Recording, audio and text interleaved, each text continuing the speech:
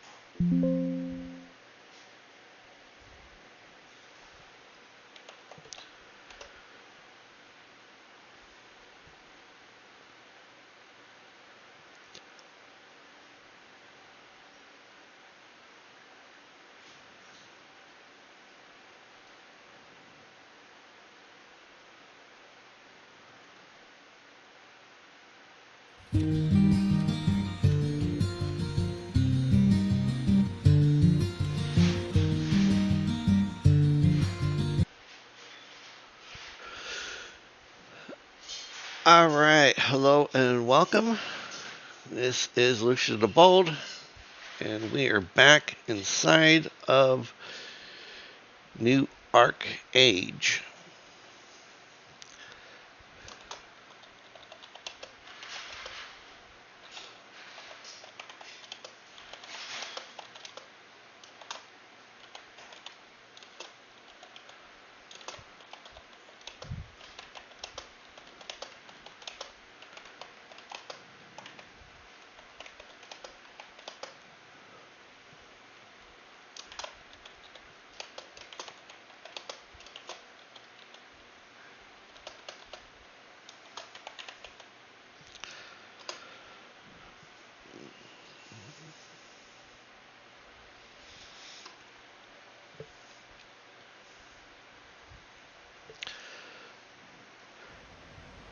Okay, so this is where we left off after our last episode with this game.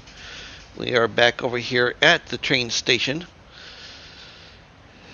and to see, we just simply look at our journal. Okay, go to the train station and find the new manager. So we're going to go inside.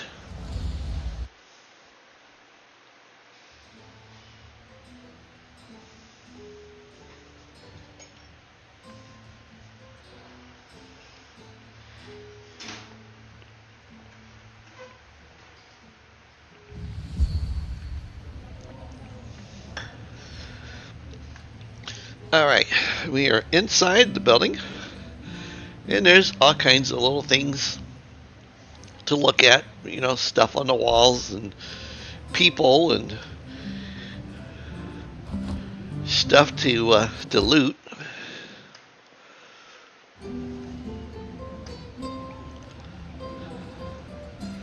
This is the best place in all of Taterholt. Damn it, I lost my train of thought. Har, har, har.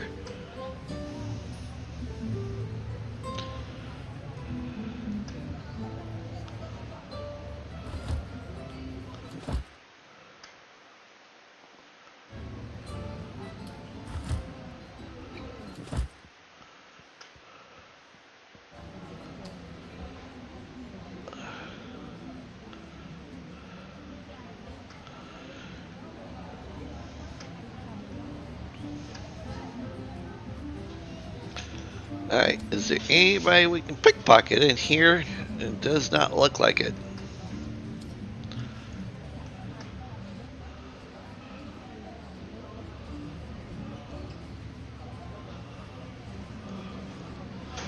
So now we're going to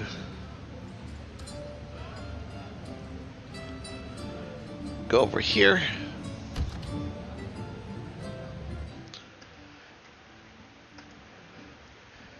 And look at this little note.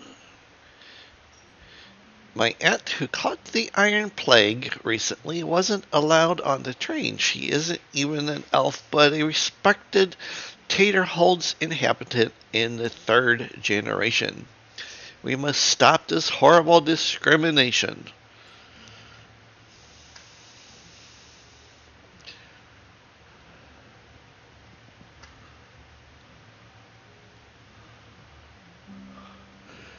Alright. So now we're going to come in here. And I'm going to go ahead and try to steal whatever this is over here. 18. Ooh, hey, we did it. We did it. We did it.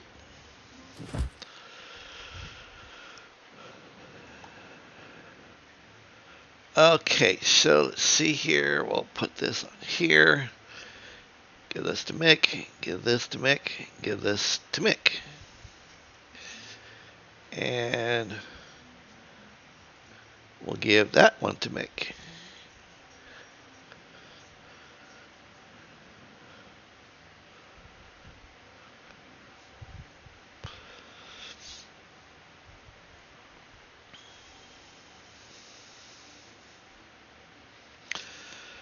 Alright, 10 to health, 5 to armor, 1 to block.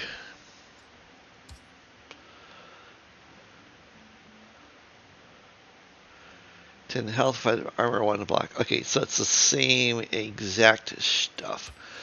Alright, let's talk to this guy. Sitting in the station manager's chair is a giant who's been groomed to within an inch of his life, draped in a suit so sharp it could cut glass. Alright. His towering figure is surrounded by papers and folders full of papers, all meticulously arranged in square-cornered stacks. Okay. The giant can't help but drool slightly as he flips through a thick binder, hurriedly jotting down notes with a red pencil. The instant you step forward, a wide grin spreads across his face. Hey, listen, what do you think about this? By the grace of technological advancement and the comprehensive harmonization of our collective labor, we have not only met, but far exceeded the norms of public transportation. Under the banner of technological triumph, we do not rest on our laurels, no. We are proud to take on any tasks the Syndicate assigns. The giant's immense pleasure in his own writing is impossible to miss. Thanks to the enduring faith of our people, we are able to turn dreams into reality. Every piece of cargo we move is another stride toward a radiant tomorrow, toward new, uncharted vistas of achievement, toward the veritable conquest of technology itself. What do you think? Let's see here. Wow, I think that bullshit made my ears bleed. Overall, it's fine. You should include something about the Syndicate's wise leadership. Let's see here. Have Mick mock him. That was incredible, a masterpiece. Your supervisor will congratulate you, I'm sure of it. Or for me, that was appalling. How can you possibly use those words, progress and technology, in the same sentence? So we are actually getting a plus 20 to the mockery. So let's see what happens if Mick mocks him and says, "That was incredible, a masterpiece. Your superior supervisor will congratulate you, I'm sure of it." The railroad manager is happy to embrace your empty flattery. Now he's completely convinced of the brilliance of his prose. So that worked. Precisely. That is precisely what I wanted to accomplish with my report on the station. Something akin to a work of art. I believe I have achieved just that. What is your business here? Let's see here. I heard Mr. Fergar quit. Have you considered bringing Mr. Newman back on board? Regrettably, Tobias Newman failed to meet our expectations, and he became the target of numerous grievances from other employees. In light of his intolerable drinking, the decision was taken to suspend him from his duties indefinitely. We will find another professional to monitor our magic scanner. Magic scanners. Yes, we have several of them. Let's see here. Am I right that you currently have only one functioning scanner for magical artifacts? Intimidate, roll less than 60. I can see you think that wearing the boss's hat makes you untouchable, but things work differently down here on the docks. Either Newman comes back to work at the station, or you have to explain yourself to Red Simon's crew. I'm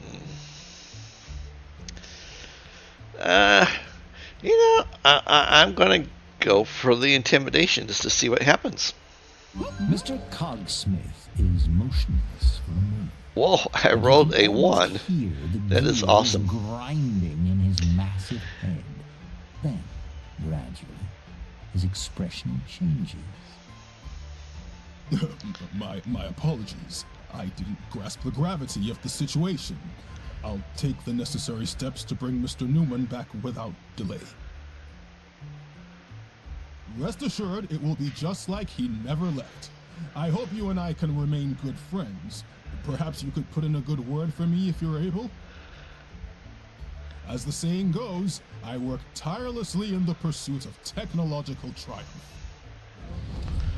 Okay. So if we had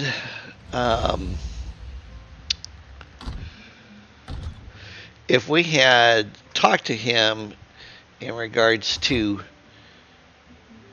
the scanners, we literally could have gone down to the basement and fixed the scanners.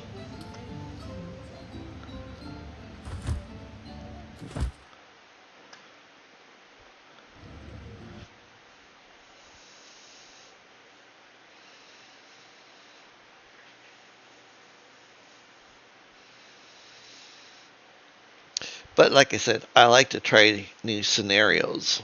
So it's the reason why I chose what I did.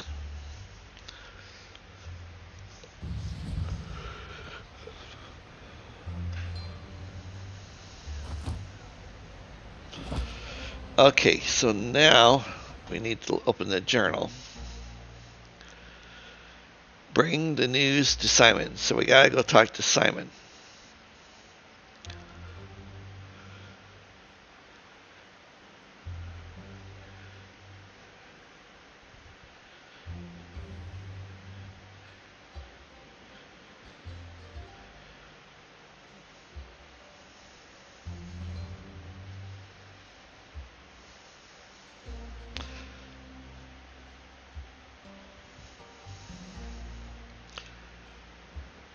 So that's what we have to do. So we look at the map, and we know that Simon is over here.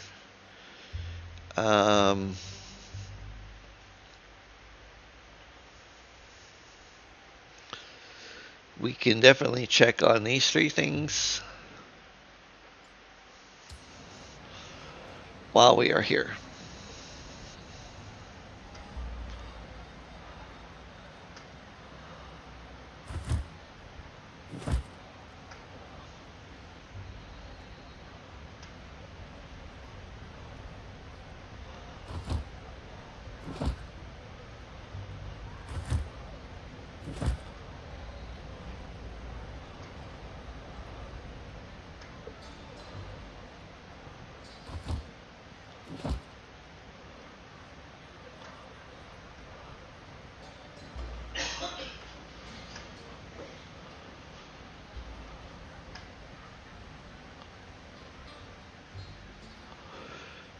Alright, sorry dear, it's my lunch break.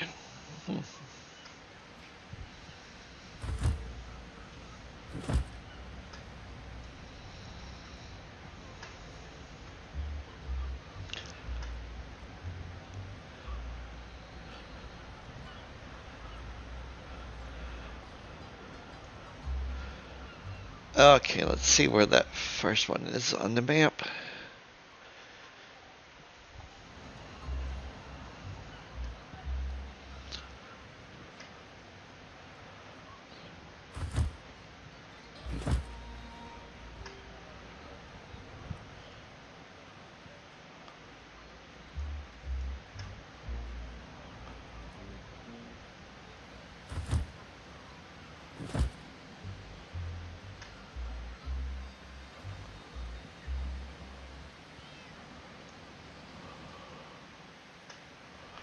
There is something over here to loot. A couple things.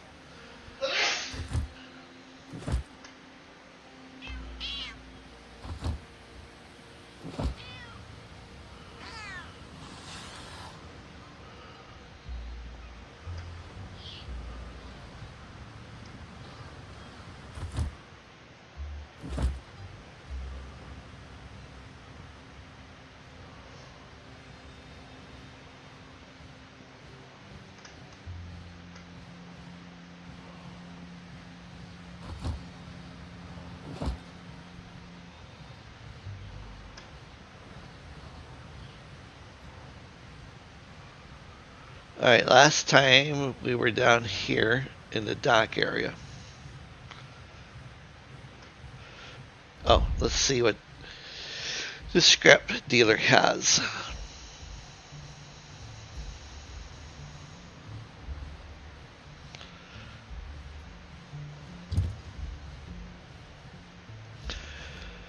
Alright, so what all do we got?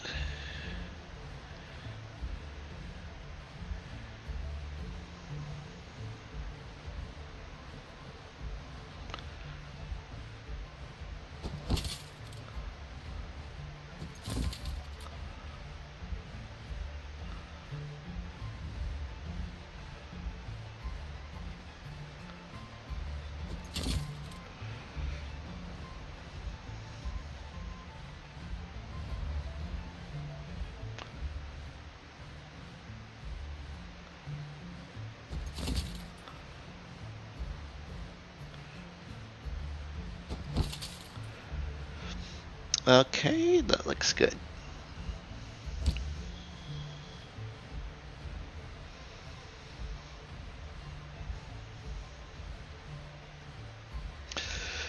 So he's looking for 5 pieces of ore.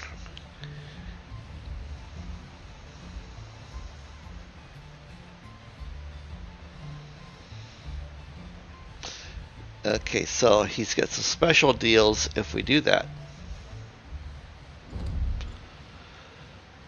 Alright, and I think I actually have ore on me.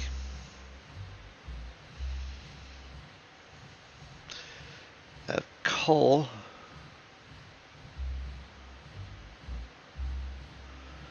That's sulfur. Iron ore, I have 2, so I need 3 more. Okay.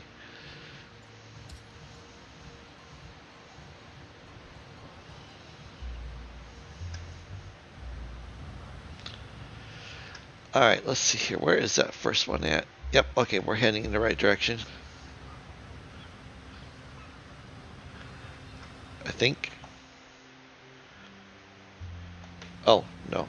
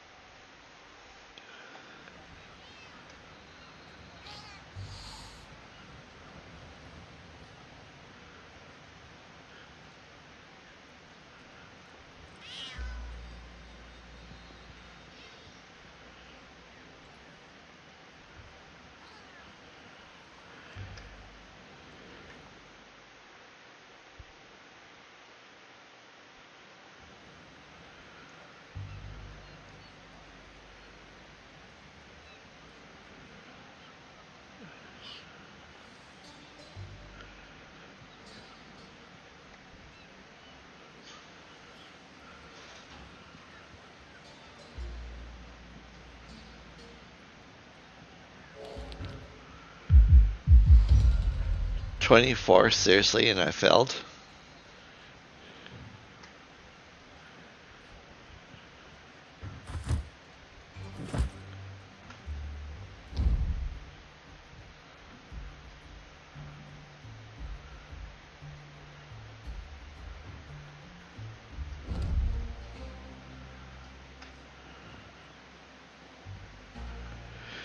It's impossible to enjoy a combat. This pie belongs to me, not you.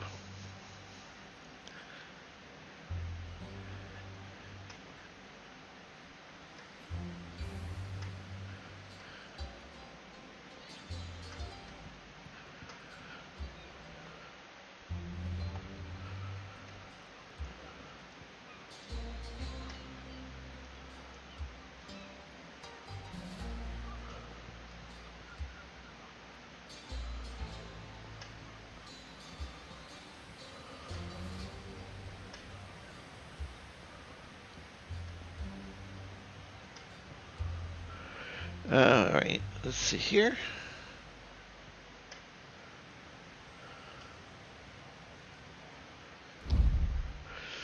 Okay, a robust figure is blocking entrance to a house by two individuals who look very much like thugs from the slums. He looks like a weird kind of knight, his head and hands adorned with thick iron scabs, unmistakable symptoms of the Iron Plague. Alright. The dude's name is Samson. Alright, listen you two, either you skedaddle or I'm going to grab both your heads and squeeze them down inch by inch until boom. Okay, so they leave. The man assures a beautiful smile, and the ruffians immediately step back out of the reach and race away. They won't be back, Mr. Davis. Newcomers, I guess. Give me rewards for the kitty, and don't worry, Mr. Davis. The old man's dozed off again. Alright, let's see here. What a show. Are you Samson? I am.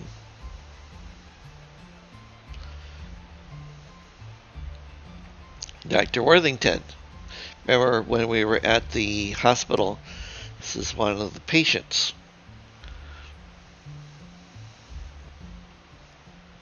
I cannot just abandon my people without me around. Those thugs wouldn't let anyone live in peace. Better take Aunt Macy instead from that house over there. She's been having a hard time breathing lately.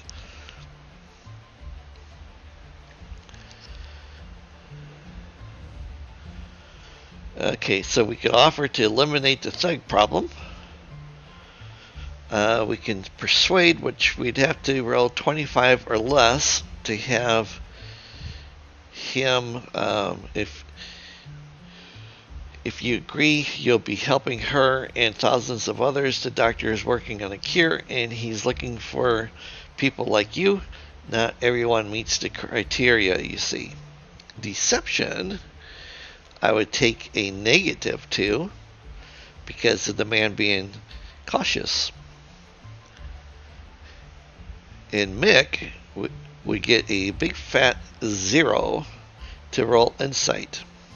It's not his strong suit. So, I'm going to offer to eliminate the thug problem.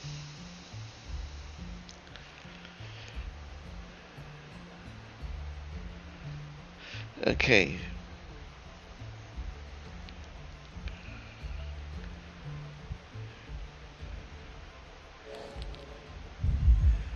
Really?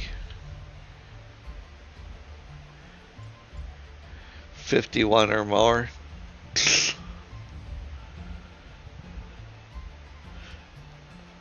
think.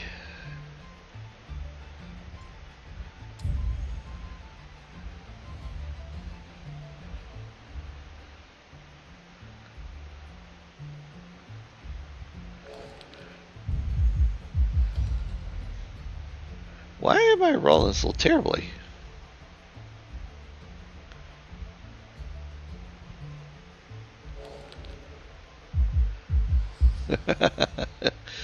This is not well.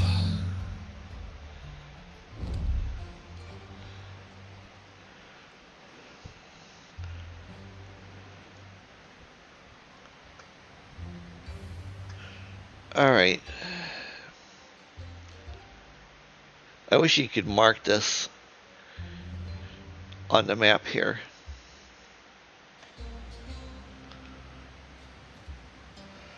Where the heck is this?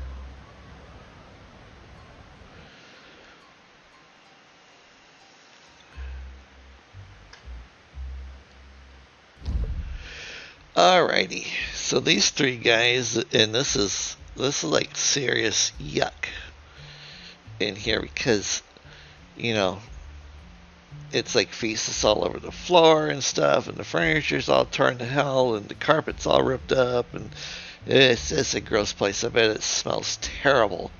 But anyway, these three guys are fused together by the Iron Plague. Okay, well, them ejaculates anxiously while the others remain perfectly composed. We haven't been outside in 3 days. I'm going stir crazy in here. Me and Willie aren't going anywhere, Bob. Come on, damn it. How did you ever ask Willie's opinion? We don't have a mirror anymore. The heck, not the threesome I was hoping for. Okay, you must be Willie Bob Colton. I'm from the Leprosarium.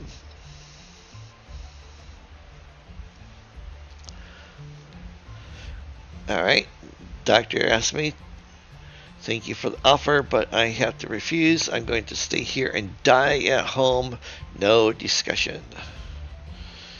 Kiss my ass, Colton. I don't care that you're older. You don't make decisions for this body alone. I'm sick of this place. Tear yourself off and go then. Willie chuckles. Listen, if you convince Willie, Colton will go. Since we lost our damn mirror, I can't even see him to ask.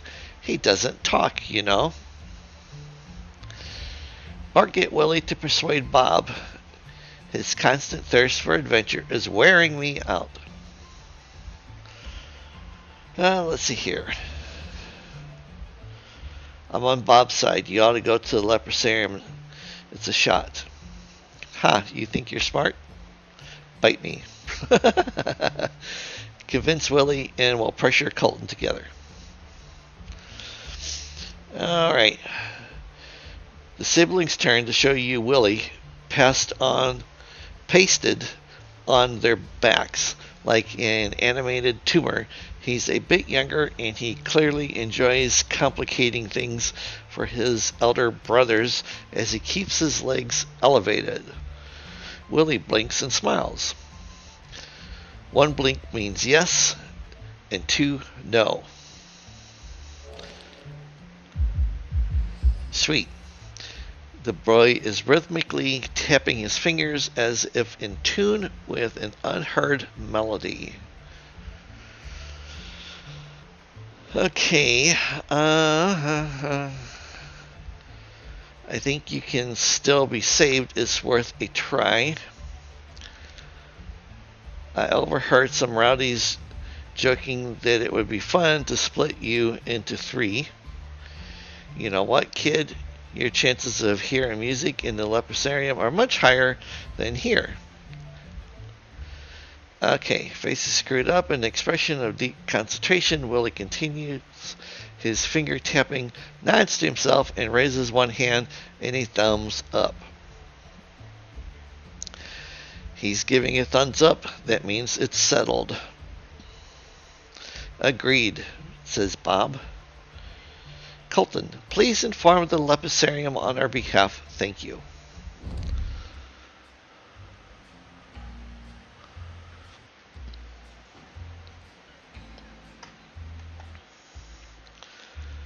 Alright, so now I think we gotta go.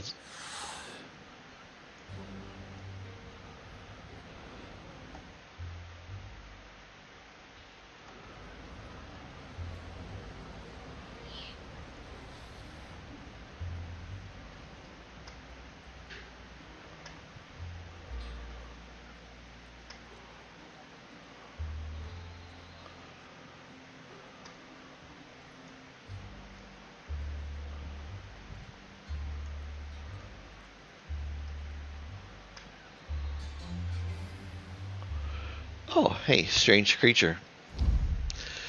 A strange enchantment surrounds this enigmatic creature. Its eyes are missing, replaced by two flickering flames. Yet, despite its supernatural appearance, it emanates a melancholy whine akin to any ordinary sad canine. Alright, let's see here. We're going to use magic.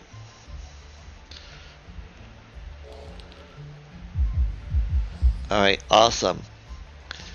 Unfamiliar magic tingles at your fingertips as the dying flame within the creature draws your attention. Someone else's memory is weaved into your sight. A man enters his hut. The door closes behind him. The door cycles through the seasons: winter, spring, summer, fall, and winter again. With the arrival of the final drawing, the skeleton begins to disintegrate, leaving behind a poignant sense of sadness. It has never seen the man go out the door again. That's crazy. Okay.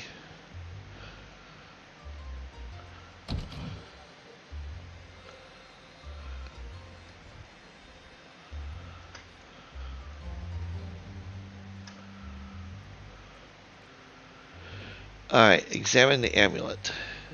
The metal is made of was made of burned as if the flame came from the center of the ritual circle.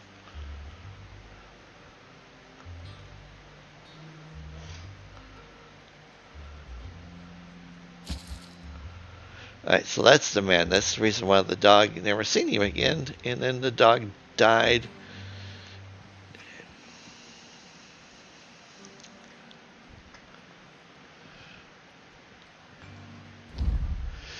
Okay, psst, listen, be a pal and get this fly out of my face, will you?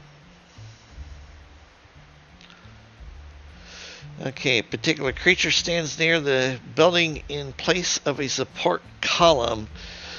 Were it not for the creaky voice, its presence might have eluded your notice entirely. Its face seems to be the only part of its body that remains mobile. Are you a Xavier? That's me, ma'am. A Xavier, once called the nimble-footed, now more like the foul-mouthed or dirty-faced, if we were being honest. Okay, so I'm going to tell him that the doctor sent us. Finally, bite me, neighbors. But first, we need to avenge my honor. Here's the plan. Stuff Dondar's damn pipe with some nasty stuff. Ha. Next, hide Aunt Macy's slippers. That'll get her grumbling in these stairs right here next to me. Grease them up, so everyone who comes by will take a tumble. Will you do that for me? Then I'll truly be free. Or should we cut them all instead? Haha.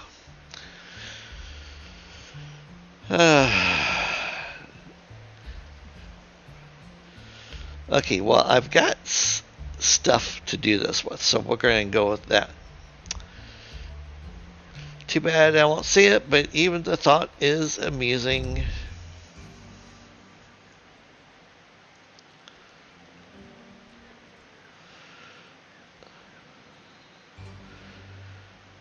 Alright, let's see here. Break off a piece of the pipe. Clog the chimney with rubbish, which we did.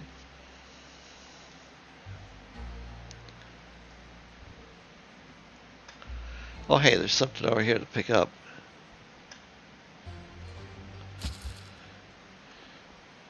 Another canister of fuel oil. Alright, nice.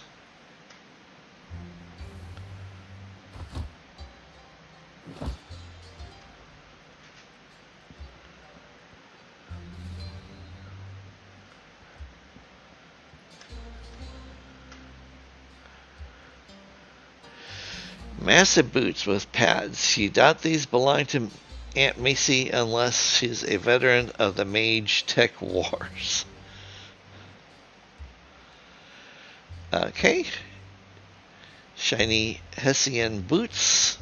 Shiny red soiled boots with lacings all the way up to the top, high tops. You wonder what sort of cavalry these belong to. Worn down shoes. Inspect average pair of shoes. Instead, the insoles, they're lined with folded paper. They smell awful.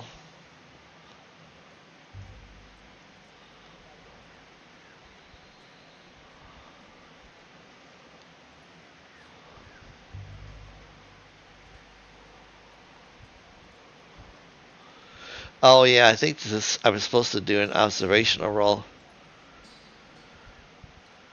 Oh, there we go.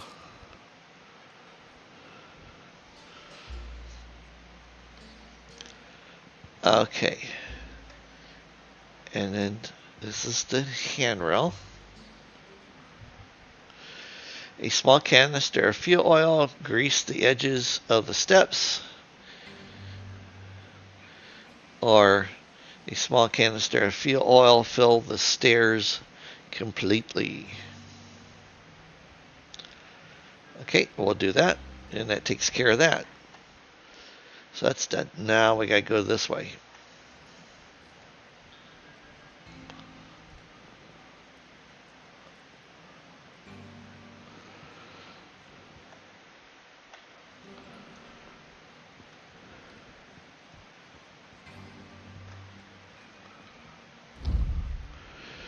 Alright. Done as you asked. Bluebirds are singing in my soul. Okay, I'm ready now. Tell them to come and get me as soon as possible.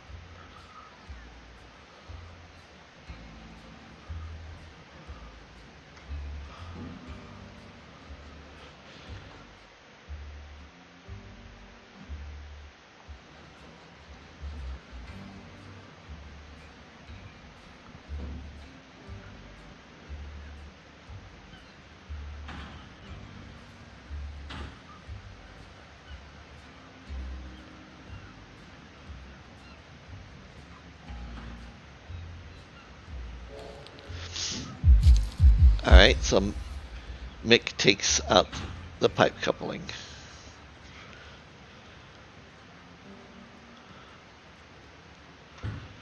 Now we're going to go into here.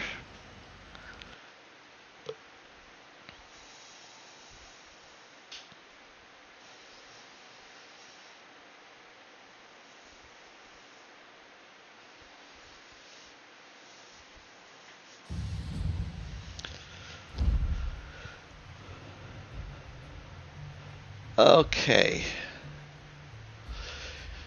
Let's see here. You filthy wretched butcher. I know all about what's been going on here. Okay, so she's talking to him. There you are, Dr. Bailey. I was wondering where you'd gone. Have you no shame, asshole? These are patients and we're physicians. We should be saving them, not putting on a damn sideshow. Completely unbelievable, she says. I'm going to ask, who are you? I'm Dr. Nora Bailey, a former colleague of Dr. Worthington's, and I had no idea about the side business she's running. Okay, so let's see here. Are these thugs with you? Yes. Did you think I was going up against his automatons by myself? No way. Fight evil with evil, I say. Hey, you going to stand around belly aching all day? You said if we beat someone up, our friend would get treatment. He will, not to worry, but give me another minute. That stranger is innocent in all of this. Okay, what's he supposed to be ashamed of? Never mind, it's just a little misunderstanding. I believe you can... A misunderstanding, you scum. You've been deceiving people with a deadly disease just to line your pockets. And most of that money goes straight to them. That, in my opinion, is much more humane than leaving them to rot in their beds for what remains of their lives. Let them make a little cash at least. These monsters gather sick mages here to pit them against each other in underground fights.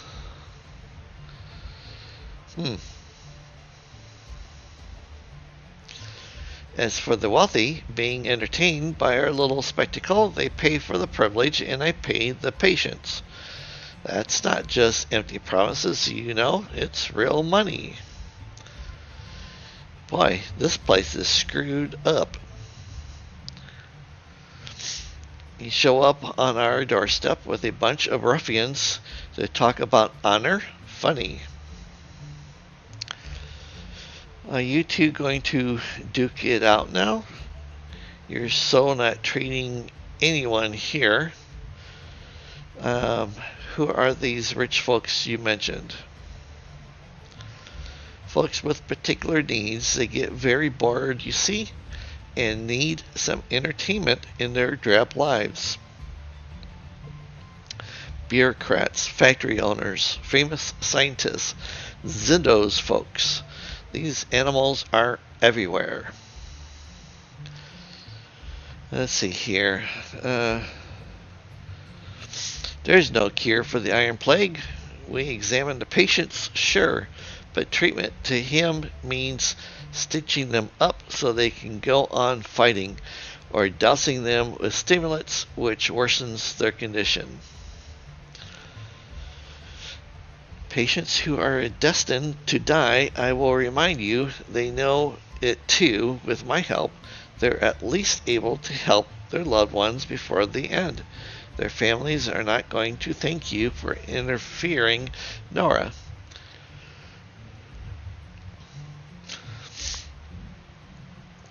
Yes, but this is not your fight. You can help however. I want the leprosarium to function as it was intended, to heal the sick, not just mages, because they make the best gladiators. Ugh, how disgusting.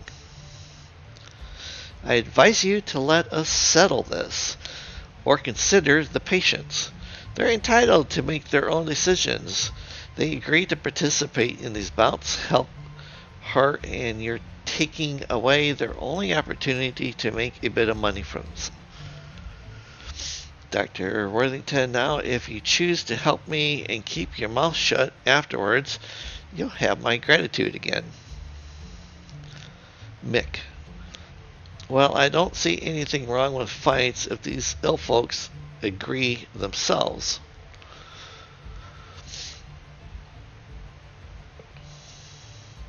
So I could say, you can sort this out yourselves, I'm out of it. Dr. Worthington, what you're doing is disgraceful. You must be stopped. Dr. Bailey, you need to join the world of grown-ups now. Maybe after I teach you a lesson. Oh, I'm going to tell Dr. Worthington what you're doing is disgusting. Disgraceful. Sweet. So we get to fight the big bad robot.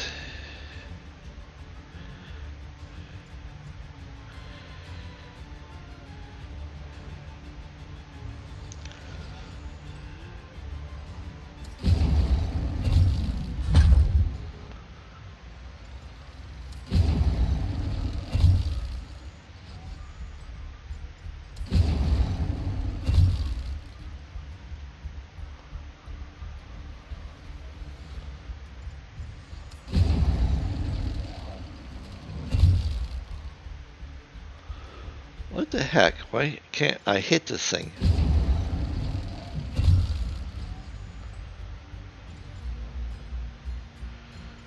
Okay, let's try a fragmentation grenade. Really? About time.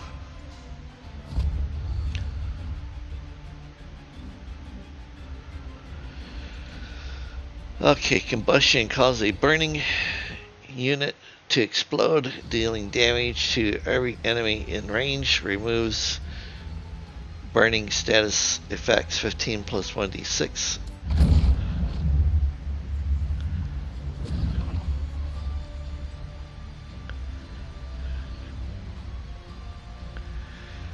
Okay.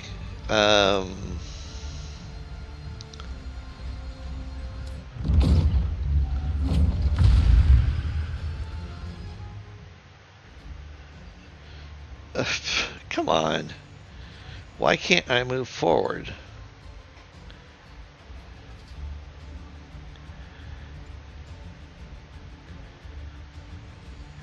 Alright, I'm going to end my turn.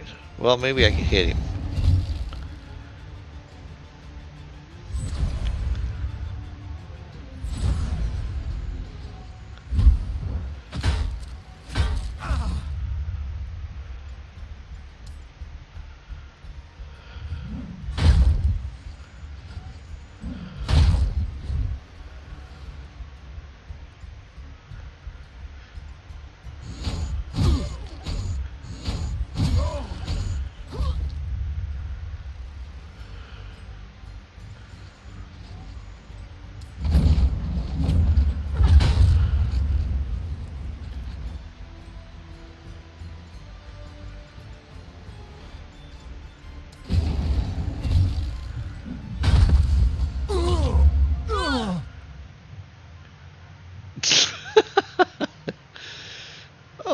Okay.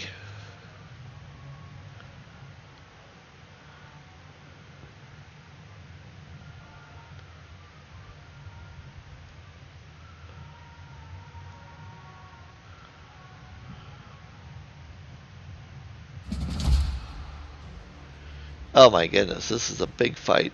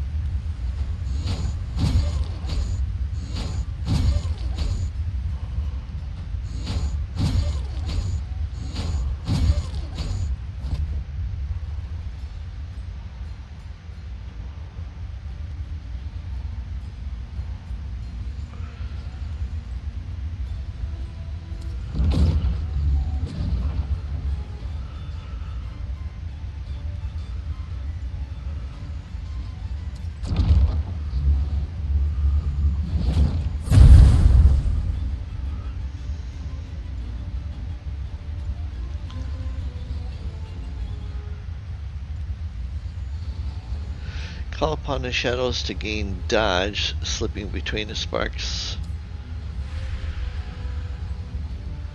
Okay, so in my turn, I'm going to send Make over here.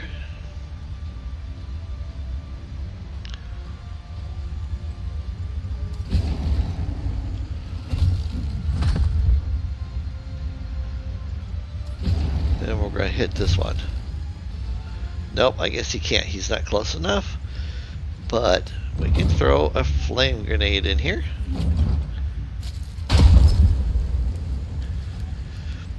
And his turn.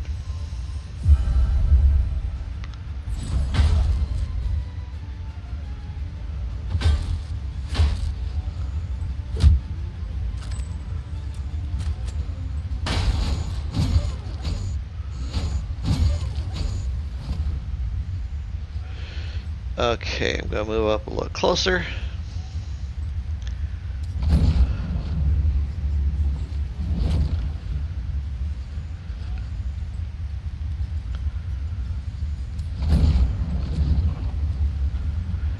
Okay, why is this not working?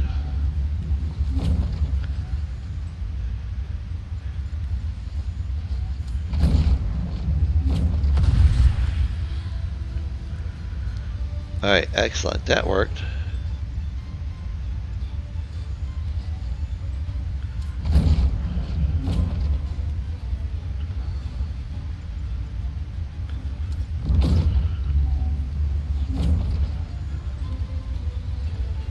Come on.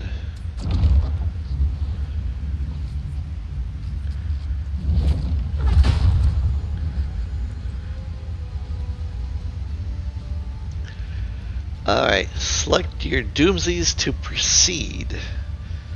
Hollowed heart, your heart transforms into an unyielding entity.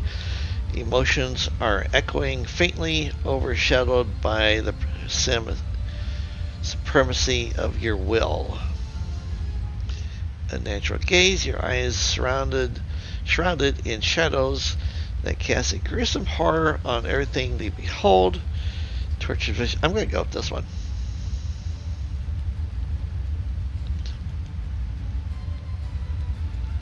And then end my turn.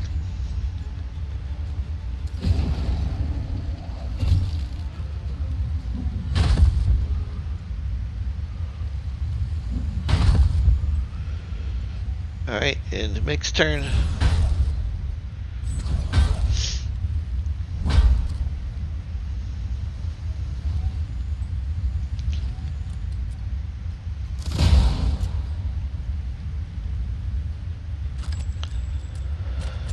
Alright.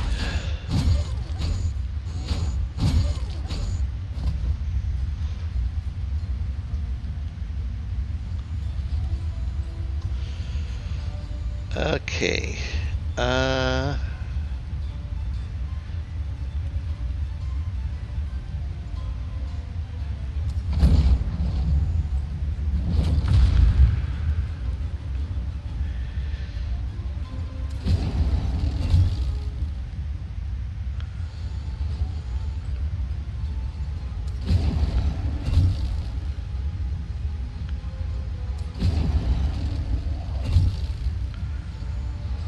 Why can't I hit something?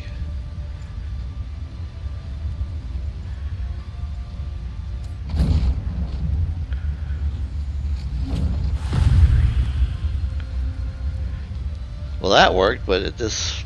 Oh, well. End my turn. Let's see here. Let's get Mick up here.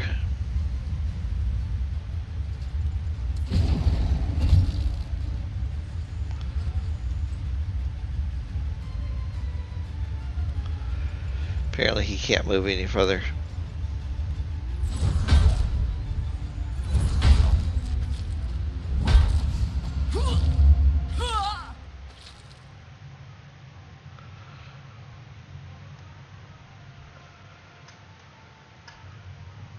Okay, what can I loot?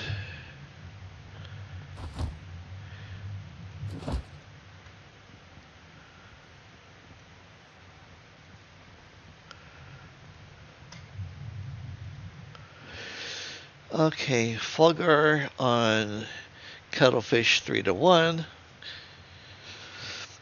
Todd on Reno 4-1. Okay, so it looks like bets.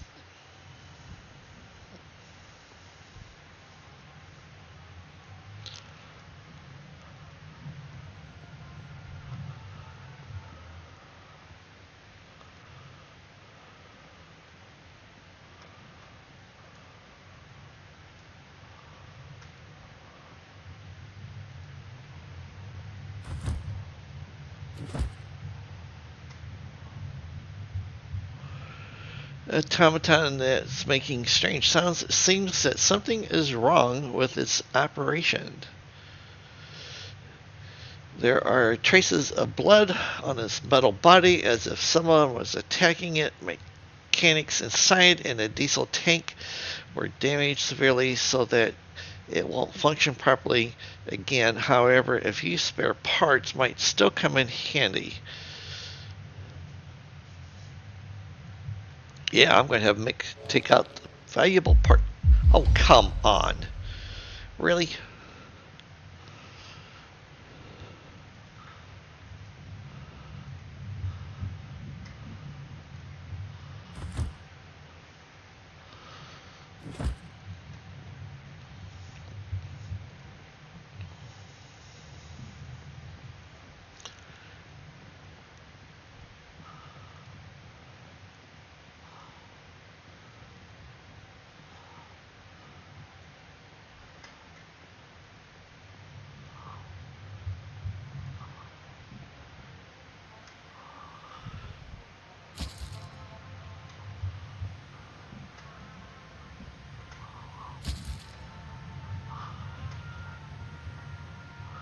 So they had an upstairs bar.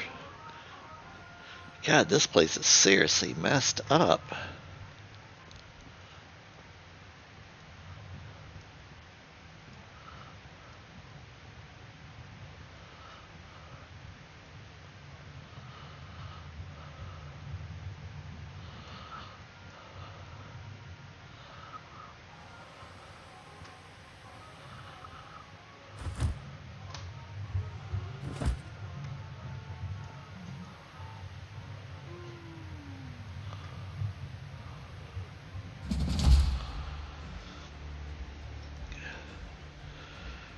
So mix up first.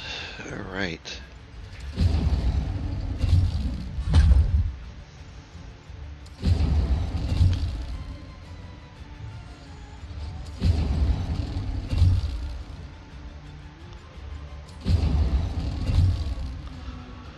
Come on. Hit him, Mick.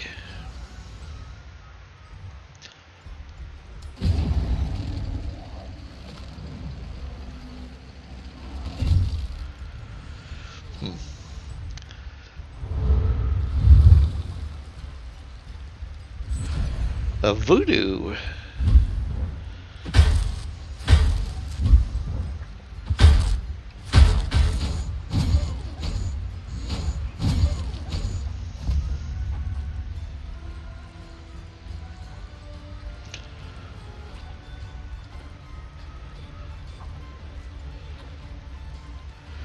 Fire damage per turn.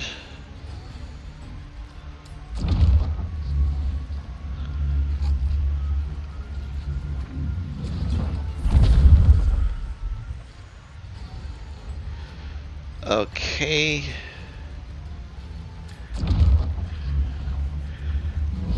Nope. Let's just do a hammer slap on this guy.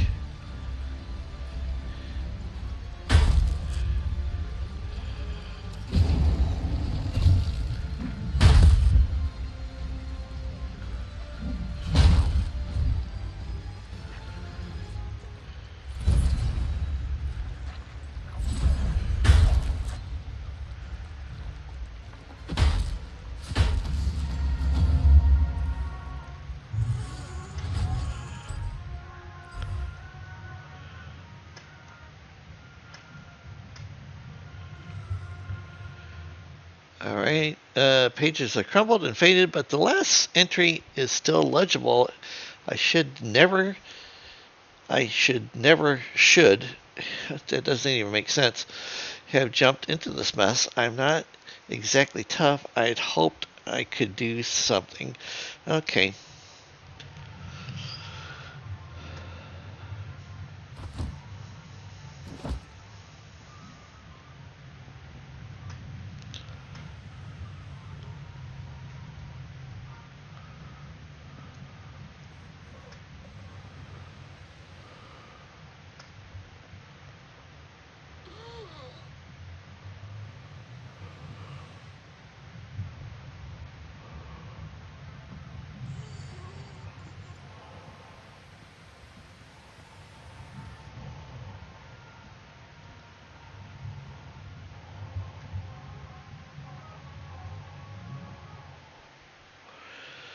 Alright. Hand prosthetics by Ortonics. Interesting. So, removal of limbs and then attaching cybernetics to humans.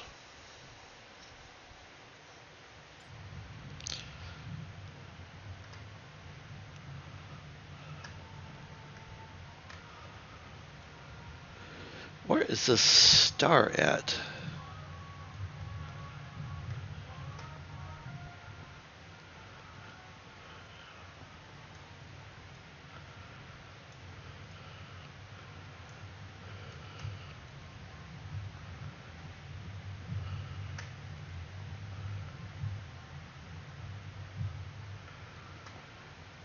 Trying to figure this out.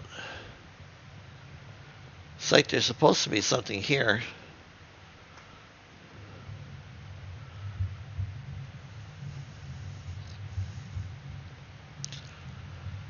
Okay, maybe we're done?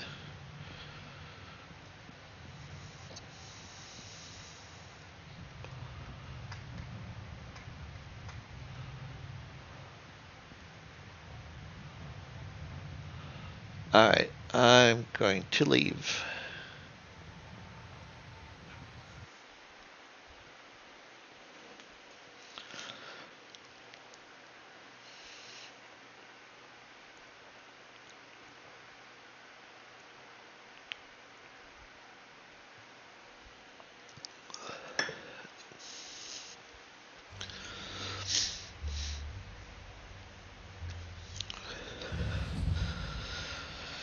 Okay, so let's see here.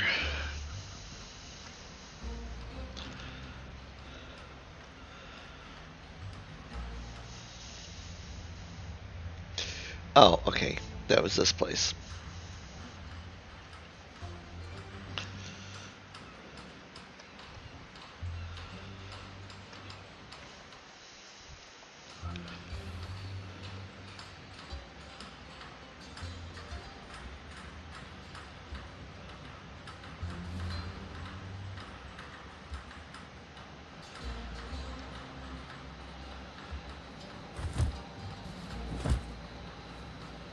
What's this guy?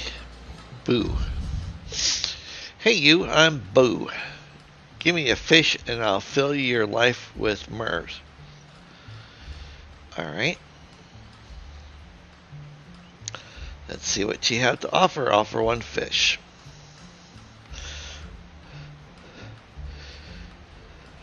Bo clears his throat and straightens his back as far as Fishman's anatomy allows for it. He then makes eye contact with the members of his audience, the mark of a seasoned performer. Why did the leprechaun take a beating? Because it was free. Yeah, that's actually kind of funny.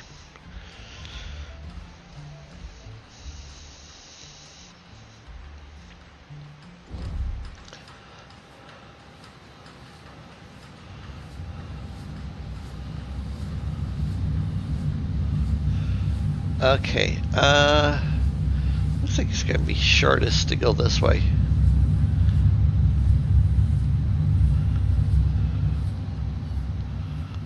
We already talked to that guy once before.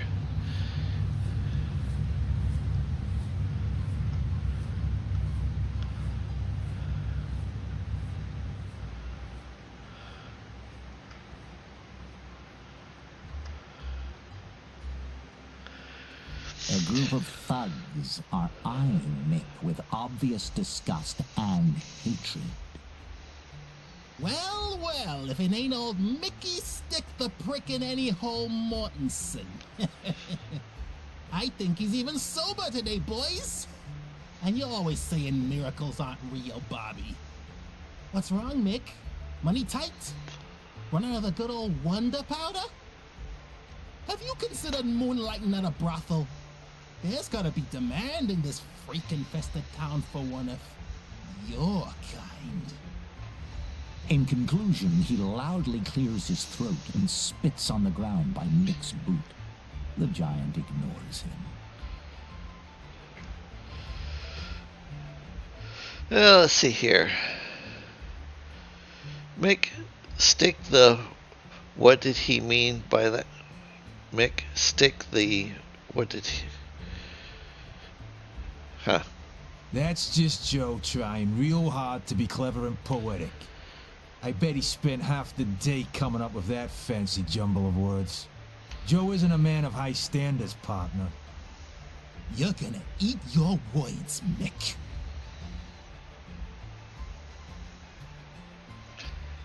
Nah, keep those worries stowed, partner. They'll kill you quicker than bootleg moonshine. Those ugly bastards are just jealous that I know what and who I like. But don't sweat it, partner. As my dear mama used to say, unlovable buggers are always the first to spread hate. And stink, in this case. The fuck are you yapping about, Mick? Don't think too hard, Joe, or you'll overheat like a neglected automaton.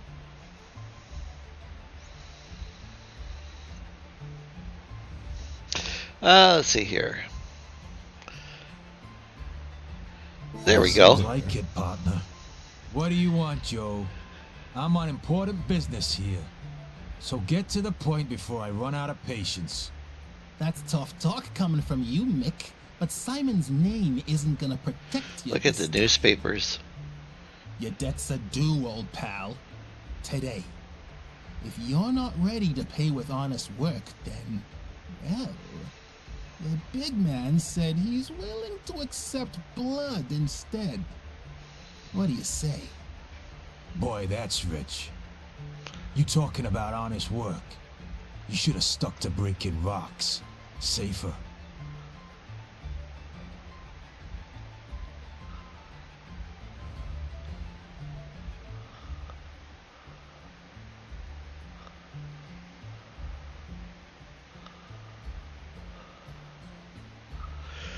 Alright. It's my past life chasing me, partner. There must be one or two little things you're running from, yeah? But that's not a conversation for new friends. Let's leave it for another time. The only thing you'll be leaving here is your teeth. Boys, show him how we deal with pervert scum like him. Okay, I get to go first.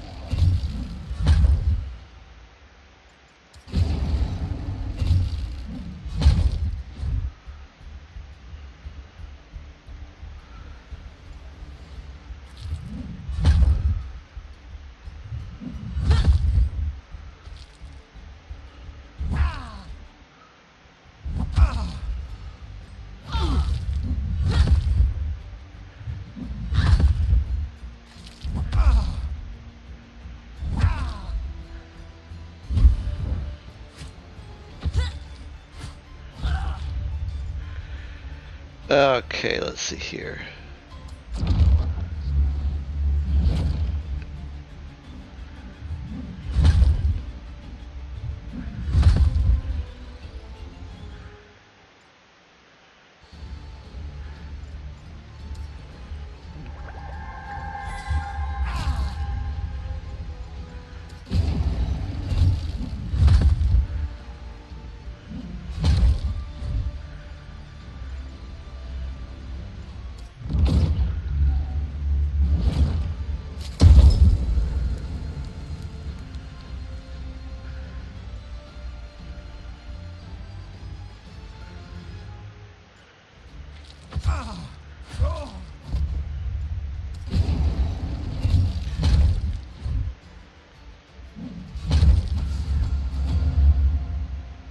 Alright.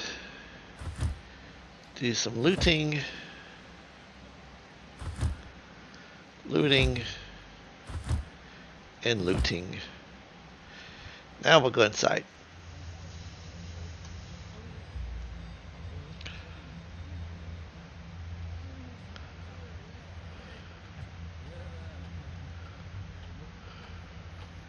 Red Simon slams the phone down with a clang, exhales sharply in frustration, and fussily adjusts the cuffs of his jacket. Looks like someone's having a bad day. Damn those wretches. Why can't we manage the distribution of power like gentlemen? That...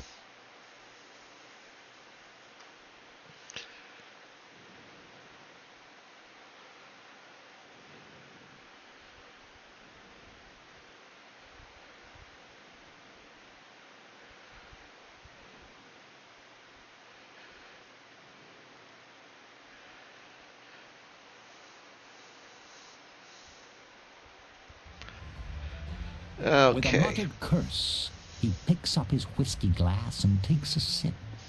Then his eyes suddenly land on you. Back again, mate. I hope you brought some good tidings this time, because I've had my fill of bad news for today. For the whole year, actually. What we need around here is some stability, damn it.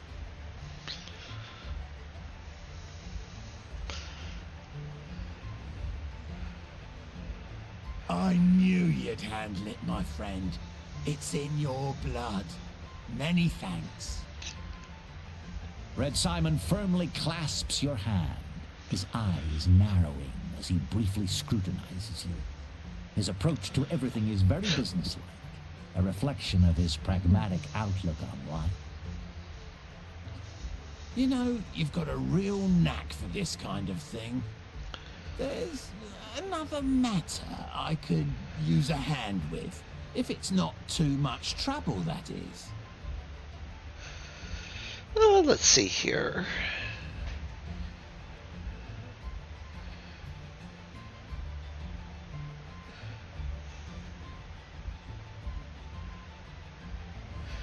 I'm almost insulted.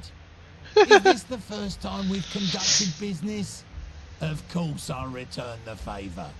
I hold clever friends in high regard. We're in the midst of a power struggle right now. Elections are coming up soon, and two very eager parties are gunning to install their candidate. The result is utter chaos, which doesn't bode well for me. Influence is something you've got to keep a tight grip on, my friend, and you've got to keep it under control, even when you're dealing with blockheads, especially then. So I need you and Mick to sort out this mess. Only one side can be left standing. I don't care which. The main thing is that the victor owes a debt to Red Simon. So basically, you can either side with technology or with magical, is what he's letting you do.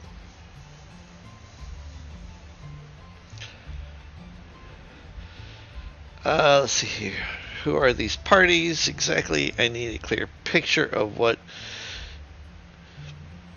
Okay, let's try it. During the contemplative pause that follows, Red Simon's gaze drills into you, as if he's wrestling with some inner turmoil. But eventually he relents. Technologists and those who push back against technology, mate. It's your classic portside slum scenario. Both groups are gunning to get their leaders into office. They're fighting like a couple of starving dogs, no doubt. But I've got a hunch the winning candidate might be a mage. Just think about how that could work in our favour, you know?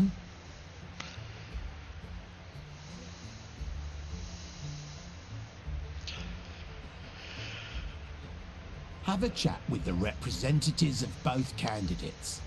Find out what makes them tick. Get your feet wet, so to speak. Pick whatever side you fancy and use whatever criteria suits you. Then make sure they grab victory by the horns. Right now, they seem to be focused on cozying up to the director.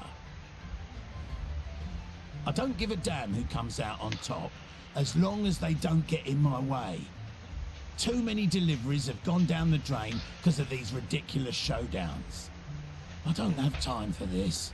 I have an appointment with Director Zindo. Okay. You're a gem. I knew I could count on you. Give one a... Oh, and I'll need both of you at Zindo's office later today too. The Syndicate's still having issues with their trains. Better not be... Nice. Some cool looking stuff. Let me see here.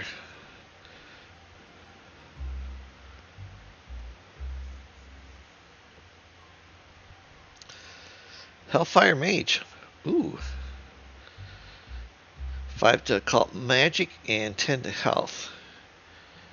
Oh, mine's got 25 to health. Okay. Steam Engineer. A gun.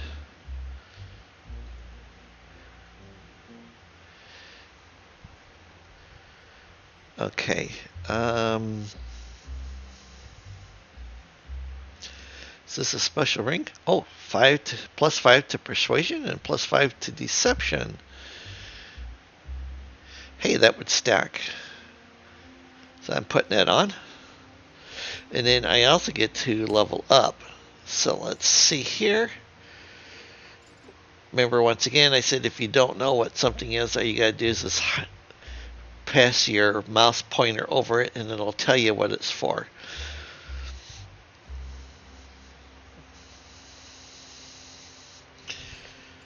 Okay, I'm going to go with sleight of hand because pickpocketing is kind of high up there.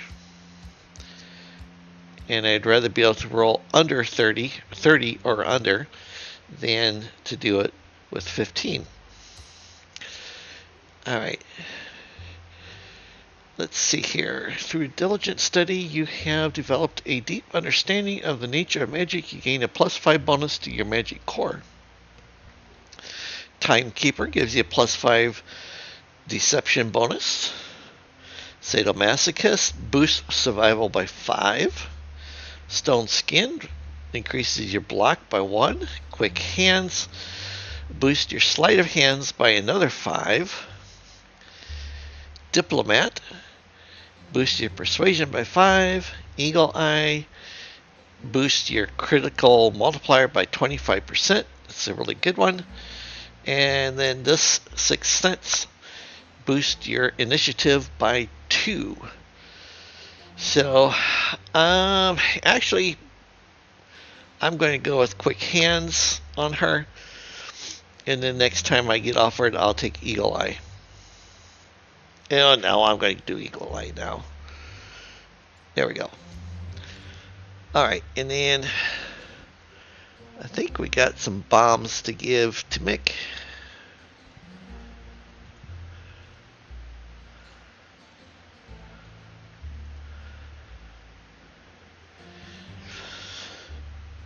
Alright, now Mick gets the level up. And we're going to do the crit multiplier for him. And then his skills. So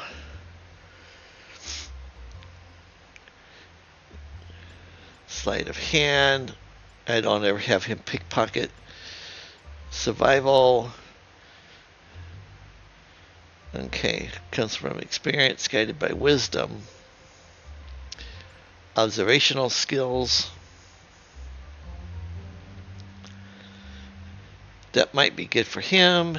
Endurance gives him a higher constitution, which is really good because I rely on Mick. Or we could do the steam technology because his is only a 45 and I'd like to see it be at least a 50. Okay, and then we are going to give him some more firepower.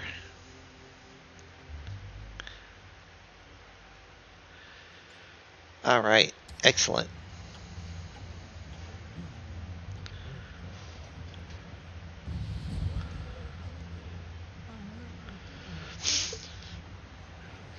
Okay, so now we need to go over here.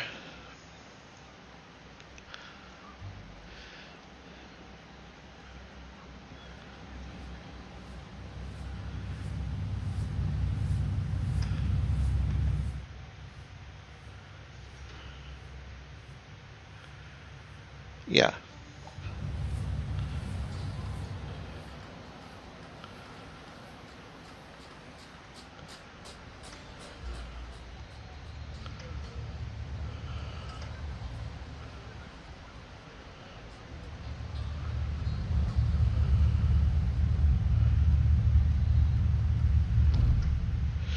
Okay, oh, let's see what's going on. What do you remember? You don't remember him. He was there yesterday. Warren Foster. It must be this guy right here. Sir, I sell vegetables. The only thing that concerns me is how many pounds of unsold tomatoes I had yesterday and today, because there should be more today than yesterday. Both men are clearly irritated. The vegetable vendor looks tired, and it sounds like the man in the suit has been trying and failing to prove something for quite some time. Okay, so let's see here. Listen, what do you think about putting down those damn tomatoes and cleaning some pipes? You'll earn twice as much. Trade tomatoes for shit? No thanks. What are you staring at? Wait, have I seen you, Howard Murphy? He's a plumber. Average height, average looks, average intelligence. I don't know if he fell through a hole in the ground or what. Okay, who the heck are you? Alright. Okay, I clean pipes. I run a sewer maintenance business. Okay. So basically, he's wanting us to go down into the sewers and look for his friend. Which we're going to pick this one up, but that's not where we're heading.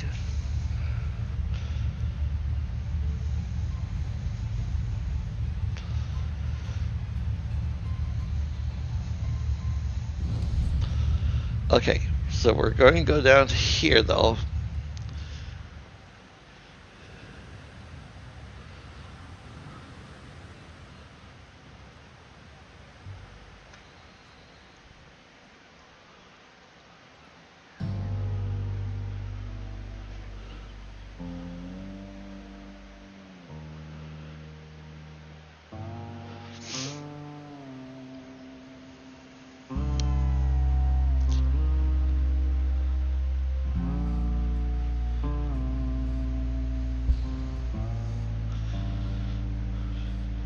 If anybody knows who this person is or what this is about, please let me know in comments.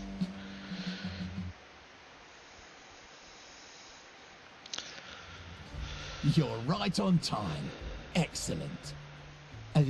As you step into the room, your attention is immediately drawn to a towering giant, currently expressing his extreme discontent, and a woman in a leather trench coat. Is this the reality you're presenting to me, Miss Jean? A single train malfunctions and our development plans teeter on the edge of disaster. Unthinkable. It is, after all, your responsibility to see that issues like this are swiftly resolved. Yet all I hear are excuses and empty promises. The woman responds with a brisk nod, her achingly beautiful face devoid of emotion. Then she shifts her gaze directly at you. Mr. Zendo. No, they're here to assist in this same matter. The woman's lips press together. Good day, Director Zindo. I caught wind of your train troubles and rushed right over to see if I can help. Simon, Red Simon, at your service. Red? No. I would prefer not to summon a syndicate security detail if it can be avoided. I assume you have arrived here with a concrete plan. Indeed I have, Director. My protege will assist you with the local shady characters. They have a remarkable ability to handle challenging and sensitive situations. A protege, you say? Yeah, let's see here.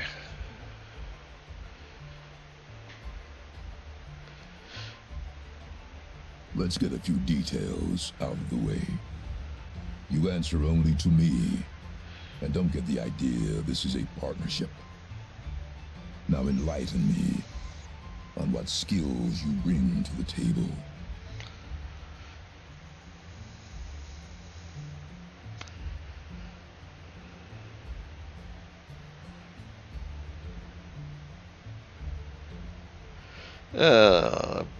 Well versed in the arcane arts. My enemies tremble when I enter the room. I have a keen eye for the subtleties. Let's see here. My smile could melt a glacier.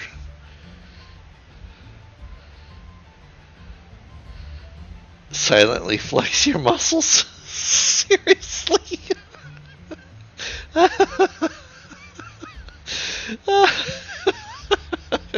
I gotta try this because I've not seen this one being offered before.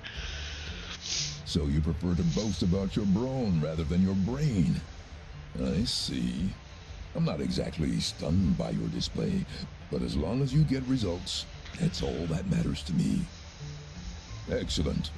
It's high time we strengthened our ranks. For the first time, genuine emotion flickers across the woman's face. She's far from pleased with this turn of events. I can deal with this on my own, sir. We're well beyond that phase, Letta. Now, to the final detail. What compensation are you asking? Weigh your words with care. I won't dance around it, Mr. Zindo. We need to hustle over to Newark, and the only ride in town is your train. Fair enough. Remember that the success of our operation rests upon your shoulders, and I will be glad to reciprocate.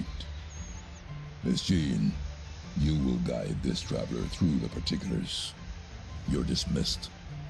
The woman nods and immediately exits the room. You are plainly expected to follow.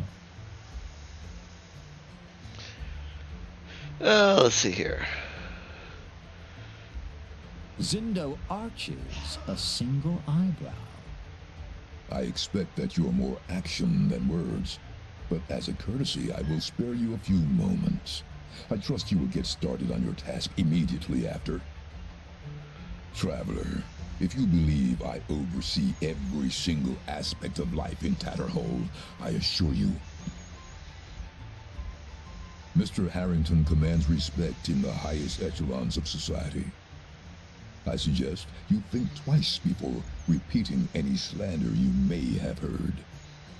Despite his selfless philanthropy and donations in support of orphan children, there will always be those who seek to tarnish his reputation.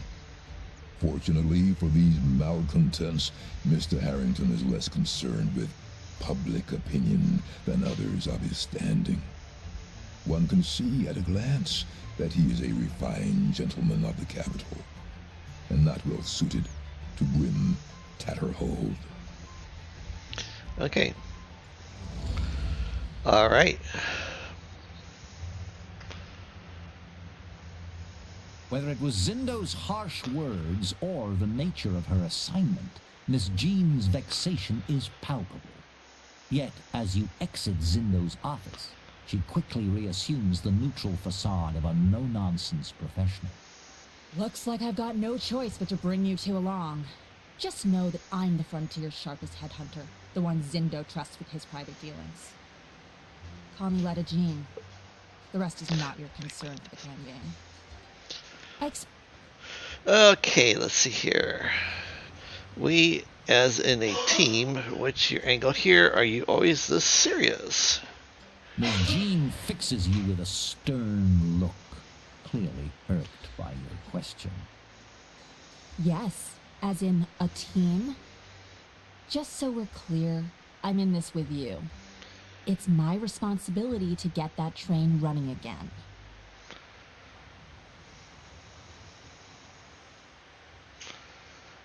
Here's the rundown. A train carrying a shipment of automatons to the capital is trapped in a tunnel. None of Zindo's agents have any answers as of yet, but my bet is on sabotage. The mission is simple. Identify the mess and clean it up. Fast. Understood?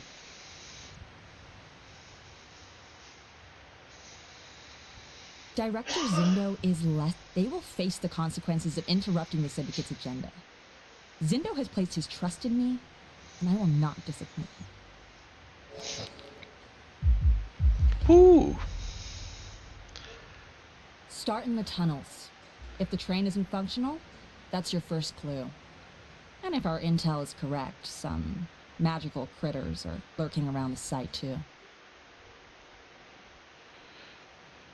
Okay, let's see here.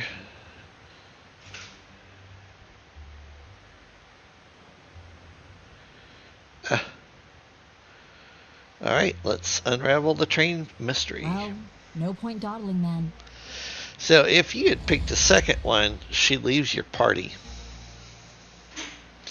Just so you know. Alright, that is going to be it for today. Next time we do this, we will go pick up the mage at the orphanage. So thank you for watching. Thank you for participating. Please hit like. And please subscribe to my channel. I cannot do it without you. Thank you all very much for your support.